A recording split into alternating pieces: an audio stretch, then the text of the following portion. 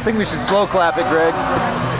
Gonna do the slow clap? Slow clap it. I think we should do the slow clap. All right, I have faith in everybody that we can do the slow clap correctly this time. Slow clap. All right. What's up, everyone? So I wanted to do a dedicated Highland Games Q&A. I've been wanting to do this for a while. I talk about the Highland Games a good bit in my vlog, obviously, and I answer questions in the comments, answer questions on a one-to-one basis a lot of times, but I haven't really had a chance to kind of tackle a lot of the popular questions heads on. So after Nationals, I threw it out. You guys were really awesome, answered with a bunch of cool questions on Instagram and Facebook, so I appreciate that. I also, in the last week, I had the good fortune of getting some time from some really, really talented guys in the Highland Games, one of which we all know, Matt Vincent. He's my partner at Hate Brand Goods, and he was one to help out with a couple of the questions. I also, this last week, met Josh Goldthorpe, who's a top Canadian pro for the first time, and he volunteered to answer some of the questions as well, so I could not pass that opportunity up. So I'm going to answer a few of these questions, but I'm also going to hand over to these guys because they're a lot smarter than me, and like I've talked about a lot of times, always surround yourself with people smarter than you. So that's what we're going to do in this Q&A.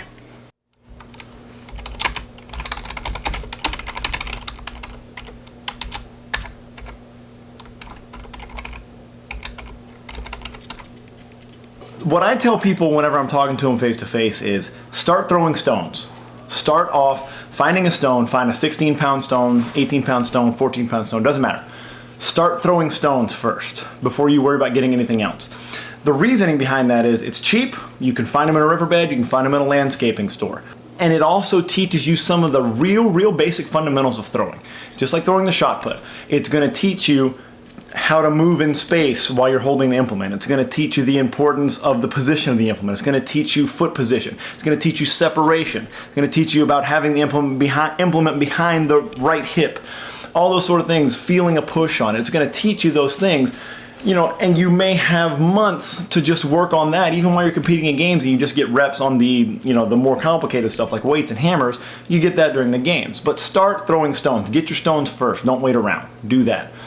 The next thing is the weights for distance. This is the one that's probably, if you're going to buy the real stuff, is the biggest financial investment. So I'm going to link below a couple of the companies that I think are great for making Highland Games implements. They can make anywhere from a high-level competition implement down to just, the most basic practice implement. And it's just, a block of metal with a triangle handle on it. To start off, go with the cheaper model. These guys the guys that I'm going to link below, Mike Landrich and Marcelo DeRosso, they're two of the best. I'll also link Daniel Goulet for you guys on the East Coast. These are guys that'll work with you and kind of ask you what you're looking for. They're not really in the business of upselling to bigger, better stuff. They just want to get you what you need. They want to grow the sport. If you're going to keep doing this, it's worth investing in. If you think about the sports, the activities, the hobbies you get into, eventually you end up spending money to do those things you love, to do the things you want to do. And if one day you have aspirations of being a pro, look at it as an investment. Now that being said, I do have a homemade implement. That was my very first Highland Games implement that I tried to make. And you can do this. It's not going to recreate what you have when you buy from somebody that manufactures these things for real and really knows what they're doing. But a little Frankenstein contraption I came up with here. It's a floor riser. You can just go raid the plumbing department at Home Depot or whatever. It's a floor riser, galvanized pipe, cap. Cut a hole in the cap, drill a hole in the cap. You can see it right there on the end. Eye bolt, bolt it from the other side. Snap link, carabiner, whatever it takes. And a ring ordered from Iron Mind. You can put these cheapo little weights on them. You can get it gauged out for Olympic weights if you feel like breaking your Olympic weights. Go for it, but I mean, just get the cheapo Sears barbell set, the standard barbell set.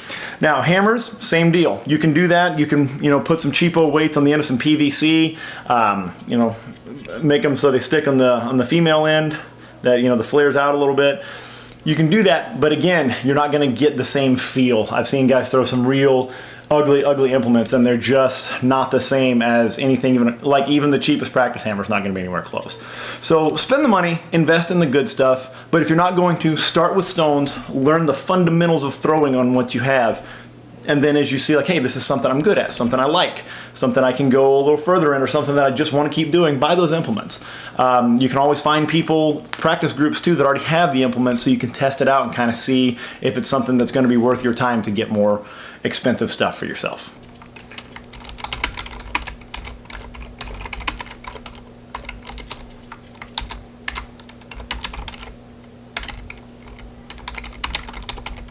The problem arises sometimes is that your schedule on the day of a games is going to be different than it would be, say, on a day that you're normally just training and throwing and have a normal day of work, whatever. Like most days I end up training in the middle of the day. You know, I'll throw by early afternoon. So in most Highland game situations, I'm throwing at 8, 9 in the morning when I start. So it's a different deal. I have to adjust a little bit. You know, I don't think that you should ever go completely bonkers on breakfast. Certain types of breakfast, let me put it that way. You know, I know a lot of guys that just will pound a ton of pancakes and juice and all that kind of stuff before just to, you know, to get the carb up. But I feel like when I do that, I end up crashing, just like you do on a normal day. You know, you get all that calorie, you get that insulin spike, and then eventually you're going to crash. And it's going to be delayed a little bit by your adrenaline, by you being excited and moving around a lot, but it's going to happen, especially if you're excited and you're asking your body for max effort. Eventually you're going to hit a wall. So I feel like you need to be smart with your breakfast. I feel like, again, you need to keep protein and fat at the forefront, and, you know, be smart with your carbs. You need to have them for sure for games day. You don't want to just, you don't want to go, you know, low carb all of a sudden that day. You want to keep pretty normal. And then I think the key is throughout the day, don't wait around for meals. Don't, you know, even if there's a meal break, don't wait around for that to be where you get your nourishment. You got to pack. You know, the thing that my buddy Aaron, I kind of put him in charge of me, honestly, when I was supposed to eat. And he just packed a ton of peanut butter and banana sandwiches. You know, along with that, that's really what fed me throughout the entire day. Along with that, just regularly drinking water, just staying well hydrated. You know, you'd be surprised even in decent weather how dehydrated you can get. Is really just, you never want to get to the point where you feel you have an empty stomach, or you never want to feel hunger. If you have reached the point where you're really feeling hunger, then you're behind the 8 ball a little bit already. You need to be steadily feeding yourself on that day again. And the same thing happens if you wait for meal breaks that we talked about with breakfast. You might get a lot of calories with that big meal that they serve the athletes, and then you're going to get a crash when you get into the height event. So I think the number one thing I would have to say is eat steadily throughout. Don't go crazy on the carbs at any particular meal. Don't, you know, have giant meals that you're going to crash from during the day. That's the biggest thing that really, at nationals especially, I noticed helped me perform the same throughout the day. Hey guys, Josh Goldthorpe here to answer a few of your questions that you posted on Instagram. First off, Mike Beach, thanks for having me on the vlog. I really appreciate it.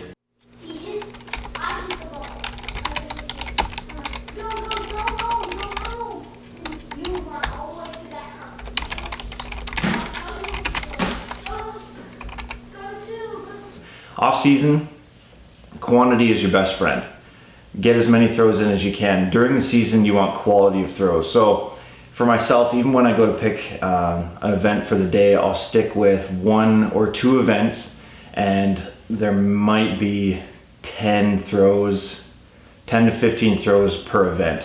I'm not trying to exhaust myself, and I'm not trying to create any more bad habits for the season. So honestly, stick between 10 to 15 good quality throws per event.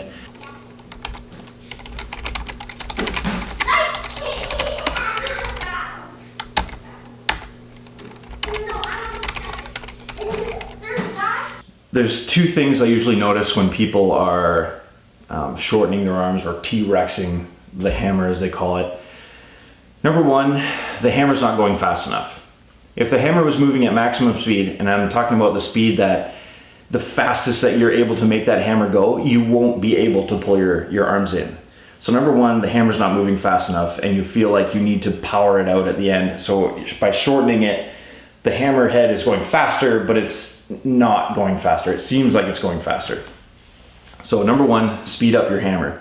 And number 2, your low point is probably drifting over to your left side.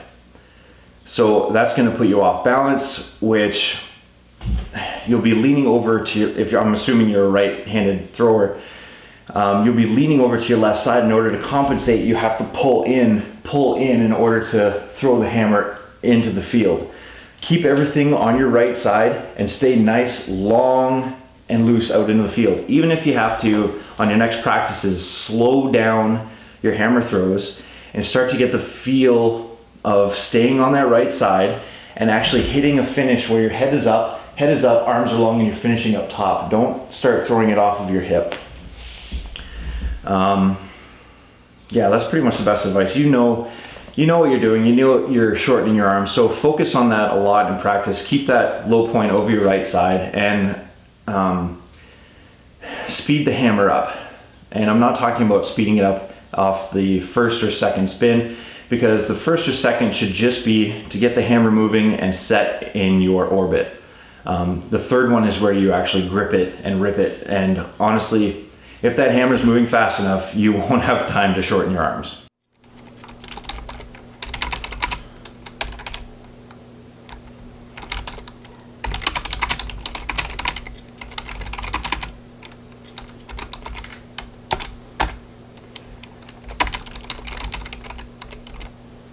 Numbers are important, and nobody wants to go out in the field and look ridiculous. They obviously want to look professional if you're going to professional numbers.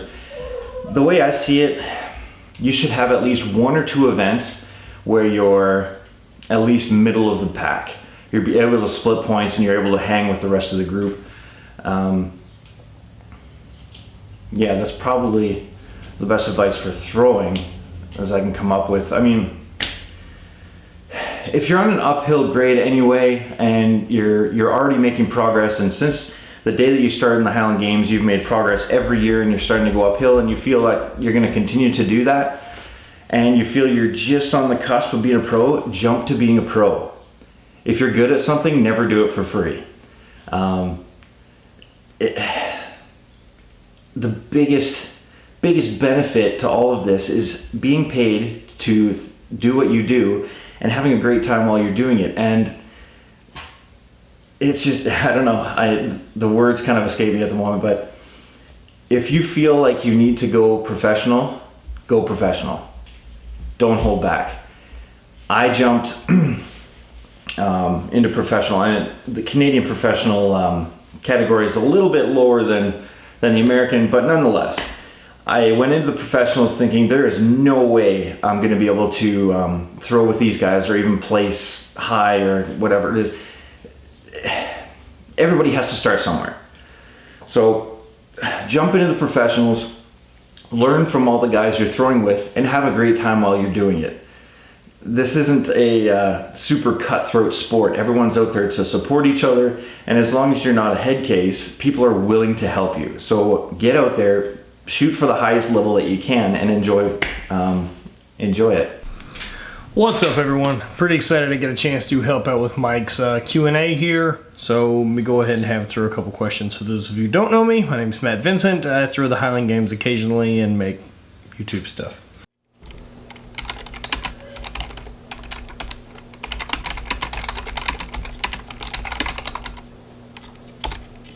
Okay, so this type of question, right? What are the best lifts to improve your hammer throw? Do I believe that there are sport-specific lifts to improve your hammer? For me personally, not really. What I think you should spend your time doing in the gym is building all over strength and all over power. And the best way to do that is squat, bench, deadlift, push press, snatch, clean and jerk. Those things are going to be the most important. And what you should also go do is throw a lot. That's what's going to improve your hammer. There's not some wind or med ball toss or any of these things that are going to drastically improve your hammer more than doing those things are. Now, the more elite you get and the more you get towards, say, an Olympic level, the more sport specific's really going to matter. But chances are, since you're asking me questions on the internet, you're probably not at that level. So stick to the basics, man. Stick to getting stronger, stick to being more explosive. Do some bounding. Make sure that you're staying mobile, stay flexible. These are the things that are going to improve your hammer the fastest.